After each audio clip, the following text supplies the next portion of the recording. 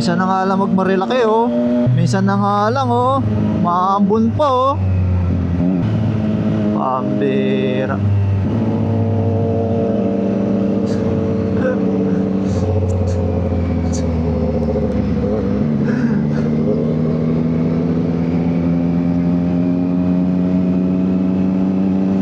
S1 double R.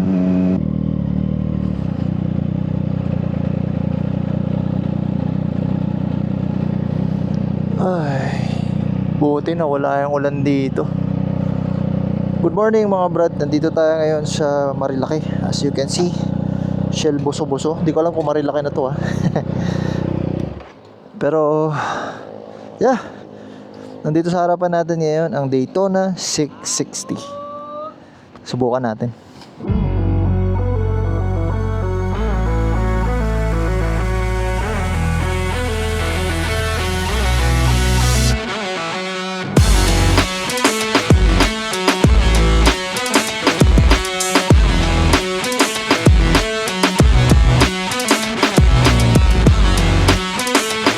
Morning mga brad. So, today is Thursday and alam niyo naman, kada Thursday marami nagre-ride dito sa Marilaki. And ako ay papasok pa ako after ng ride. Gusto ko lang mag-stress relief kaso parang na-stress ako lalo nung umulan na. Kaya ito, linis muna tayo ng visor habang tayo yung nagpapahinga ng konti. Hindi naman umulan, no? Yung ano lang, saktuang ambol lang. Pero tinuloy ko kasi nakita ko medyo umaaraw sa part na to So, ayan. Sana tuyo na yung daan dun. And marami rin talaga nag-ride ngayon. So, alis na rin tayo in a few minutes, no? Punta tayo ng Yeis, doon tayo mag-breakfast. Time check, it's currently 7:15 ng umaga. Obviously. So, makalipas ang napakahabang panahon na mga brad, ngayon lang ulit tayo nag-ride ng naka-sport bike. Kasi sa totoo lang, kaya hindi ako nag-i-sport bike, mapapansin nyo puro naked yung mga motor ko. Kasi ang sport bike talaga is made for track, no? Pero ginagamit siya sa atin dito sa streets dahil nga syempre pogi, tapos ang sarap gamitin, no? Tingin ko tuyo naman na yung daan papunta ng Yeis. So tara, magkwentuhan tayo sa daan mga brad. Let's go. Mga brad, kasama natin si Slow Rider SR46, yung kanyang gamit is 675 SRR na fully modified. Angas. Anyway, dalawa na tayo papuntang Yeis. Actually, hindi naman siya nag-confirm talaga na pupunta siya. Sinabi niya lang na try niya nga habol. So, hindi ko rin expect kasi nung pag-open ko ng phone ko, sabi niya try niyang habol. Nasa around 6 AM pa yun Pag mga ganitong basahin daan mga brad, iwasan niyo yung mga makikinang. As much as possible, sundan niyo yung tuyo. Sana nakikita sa camera, pero sinusundan ko yung tuyo. Kasi yan yung part na hindi ka dudulas talaga. Pag mga ganyan naku, dito sa part na to medyo tuyo, kaya safe tayo. Pero hindi ako naka sport mode naka road mode lang para may traction. Medyo madalas sir. Ingat-ingat lang tayo sa banking. So ba't nga ba hindi ako nag-i-sport bike mga brad? Since yung MT-09, yung price point nun, marami na tayong mabibili na sport bike na maganda-ganda rin naman, kahit na hindi brand new. Pero marami ng options Well, unang-una kasi, long rider ako by nature. So, mahihirapan ako pag ipang-long ride ko sport bike. Kasi yun nga, masakit sa katawan. Kasi tingnan nyo naman yung stance ko ngayon. Hindi man ako totally nakadapa, pero para akong, alam mo yung para nakaluhod, gano'n na lang. Hindi siya totally sub-sub. Hindi kagaya ng mga R6, ZX6R, or lalo na yung mga hyper sport, mga 1000cc na sport bike. Yung mga super sport bike, talagang ka dun, dapang-dapa ka dun. As in yung siko mo tumatama sa tuhod mo. Yun yung talaga masakit sa katawan. Yung Fireblade, ganyan. Fireblade, R1. Ano pa ba yung mga na-try ko? Marami rin ako na-try na super sport Panigale, lalo na yan. Parang mas mataas pa nga yung upuan kaysa sa handlebar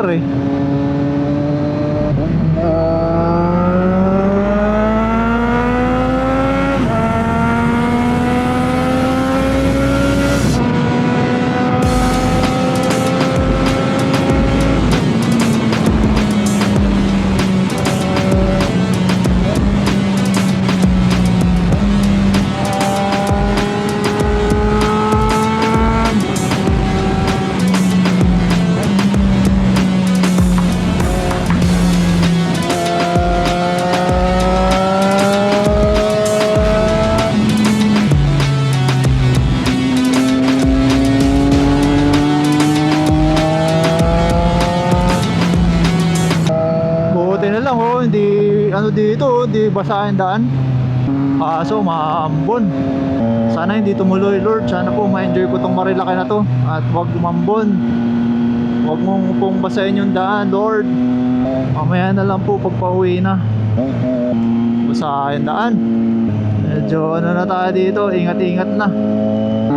Sarap dalhin nito in fairness Pero syempre R6 pa rin. R6 pa rin talaga.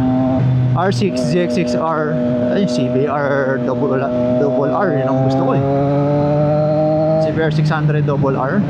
Yun sana yung, uy, pambiro. Dulos ako dun Ganda nung part na to, no? Masikip lang, pero ganda sa mata. Naka-Vespa sa harapan namin, Ay! Ano yung ulan? Dito na yung famous na tambayan ng mga nagmomotor tsaka nag-exercise. Oh, thank you Lord. Dito mula yung ulan.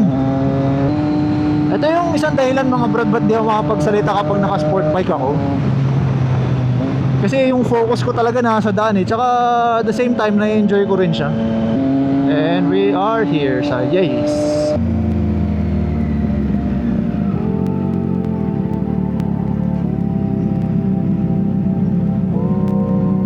Alright. Ang ganda na itong 675D slow rider Team white pala kami ngayon mga brad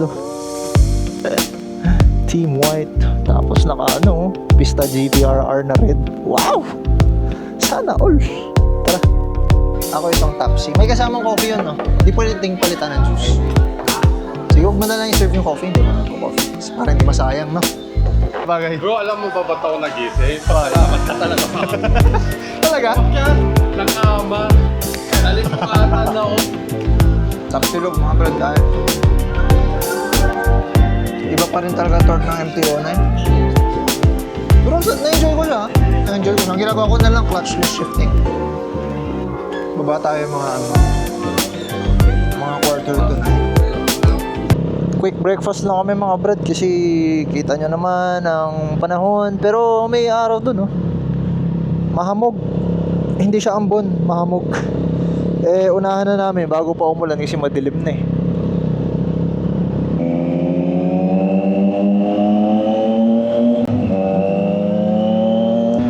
Lord, I pray na hindi umulan hanggang makababa kami and hindi rin maaraw. Ingatan mo po kami sa aming pagbaba. In Jesus' name. Grabe yung hamog mga brad. Ang nakakatakot dito sa hamog kasi yung sa asphalt nag-i-stay siya. So syempre pag dinaanan mo siya ng gulong may tendency na dumulas. Tingnan mo, napakaliwanag ng daan nakakatakot men. Tingnan basta makakabangin dyan, baka madulas ka Kahit na gaano kaganda yung gulong mo, walang gagawin yan pag madulas. Kahit na ano pa yung technology ng motor mo Kasi yung technology, tutulong lang yan para ma-minimize yon. I-minimize na yung accident pero hindi niya pipigilan.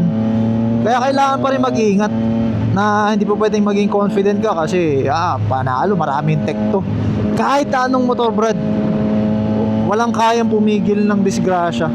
Pag mga ganito talaga mas better mag-ingat na lang. Lalo na yung mga pintura na yan, huwag niyong dadaanan yan. Pagbasa, pas.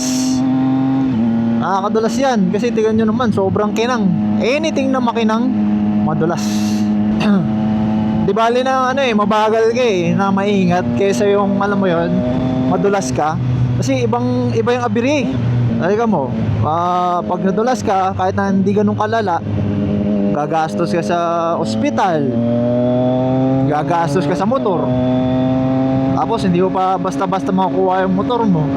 So ang daming disadvantage na pwede mangyari sa'yo di bali na mabagal ka, at least uwi ka ng safe. Parang yung isa nag-trending ko na na reel, yung gilid-git ako nung Raider. Kasi gilid-git niya talaga ako dahil maluwag yung daan tapos nag-overtake siya dito sa kaliwa na may kasalubong na bus. Ako hinayaan ko na lang. Actually, na-trigger ako doon for few seconds. Tapos na-realize ko, wag na lang. Kasi ang mahirap doon, pag na-trigger ka, kailangan mo siyang unahan kahit na delikado. Gusto mo siyang unahan.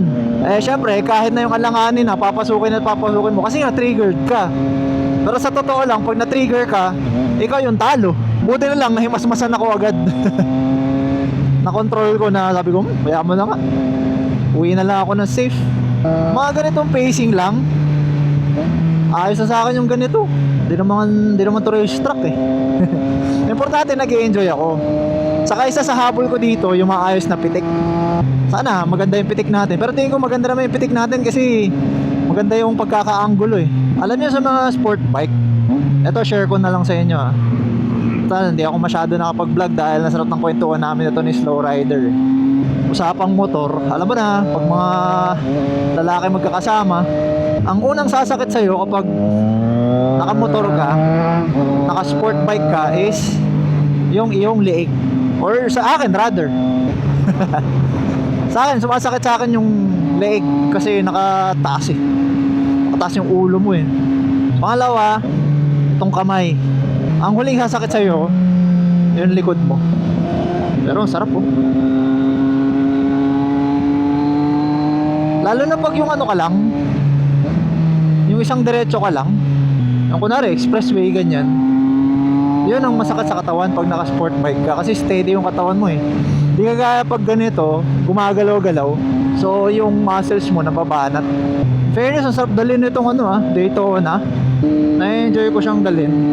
Kaya para sa akin, enough na yung 600cc sa kalsada natin dito sa Pilipinas. Kasi pag gamit ko yung Fireblade or yung R1 dati, hindi ko siya masyadong na-enjoy dahil nga kulay yung daan eh. Hindi naman ganun kagaganda yung mga daan natin dito. Ang sarap magmotor. Checkpoint. Mga paakyat, buti lang pababa na kami. Ang sarap magmotor. Time check, it's 8:46 AM. Ito talaga yung goal ko, bumaba ng before 9 kasi alam niyo naman yung mga corporate job, normally ang pasok nila mga 9 AM eh. So mga ganitong oras alam na. Less na yung traffic kasi yung mga main character nasa opisina na. Biro lang. Pag nakakita ng pumipitik ko, biglang nagbababa ng pahe, no? Alright, diretso na kami uuwi ni Slow Rider. Kasi parang uulan. Anyway mga brad, nag-enjoy naman ako dito sa vlog na to eh.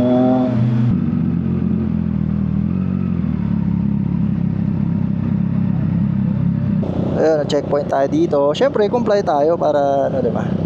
Sir, maraming salamat. Kudos sa mga nagagawa ng checkpoint Ayun na si Slow Rider, hindi na slow. Ito kasi baba na ng Marilaki. Kabisado niya na to. Doon kasi sa Marilaki hindi niya masyadong kabisado kaya ako yung pinauunan niya. Sinabihan ko naman siya, sabi ko bro, hindi ako mabilis magpatakbo.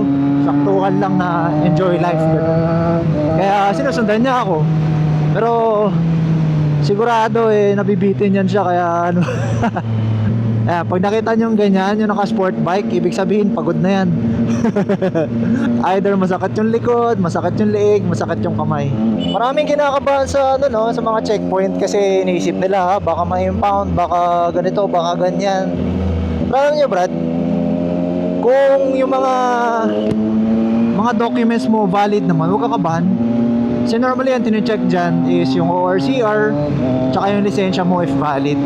Ngayon, kung wala kang ORCR, kabahan ka na, di ba? And kung wala kang lisensya, yun yung mga talaga hindi dumadaan ng checkpoint.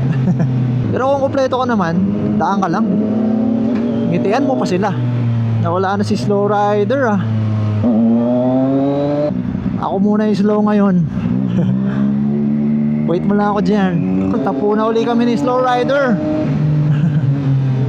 Traffic lang ang solusyon. Pareho marumi ang mga motor namin. Gabi. Pero nag-enjoy naman kami pareho. Ito lang talaga yung kalaban mo mga brad. Pag umakyat ka ng Marilaki, tapos pababa ka, dapat ang baba mo mga mga before lunch or after lunch para less traffic. Although bumaba kami, yun nga, before 9. or mga 8:30, quarter to 9 ganyan, nabawasan na rin siya. Pero marami pa rin. So expect nyo na yan. Lalo na sa mga sanay na ano, alam na nila yan. Woo! Bonifacio Global City. Yes, time check 9:36 a.m. My body, it hurts. Overall experience dito sa Daytona 60 mga brad. Daytona 60. Daytona 660 is masarap siyang dalhin. Kaya mas gusto ko mga brad yung 600cc talaga. Gaya nga nasabi ko sa inyo kanina. Kasi mas mafe-feel mo siya sa daan eh. Yung alam mo yon, kahit na hindi ganun kagaganda yung mga daan natin dito, masusulit mo siya. Ito, makapag-change gear ka, maabot mo yung sweet spot. Kaya ma-enjoy mo siya. And ano rin siya, beginner friendly kasi meron siyang 3 riding modes. Tsaka hindi siya ganun kasubsob. Sumakit yung katawan ko pero hindi kasing sakit kapag naka Fireblade ako or R1. So kung ikaw, pinagpipilian mo Daytona 660, marirecommend ko naman siya, good siya. Kahit na wala ka experience sa big bike, kahit na first big bike mo, all good siya bro.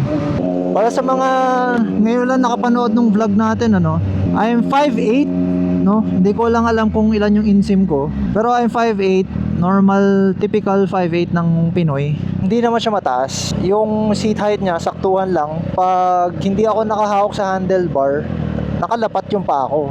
Pero pag nakahawak ako sa handlebar, medyo kalahati ng paa ko yung nakatapak sa lupa. So, mamamanage mo siya kahit na traffic, kahit na yung mga likuan, ganyan. Mamamanage mo siya if you are 5'8".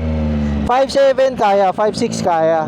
5'5" medyo alanganin, no? Ibig ko sabihin alanganin, mataas na yun para sa kanila. Or hindi ko sure tansya ko lang naman yun. If may may 5'5" dyan na naka-Daytona yun, pa-comment down naman if kaya ng 5'5". Pero tingin ko, kaya pa naman. Pero ayun, tiptoe na. Anyway, mga brad, dito na tayo sa office. Tapusin na natin tong vlog na to. Alam nyo na yan, lagi ko sinasabi sa inyo. Kapag napagkatiwalaan, ingatan. Let's go!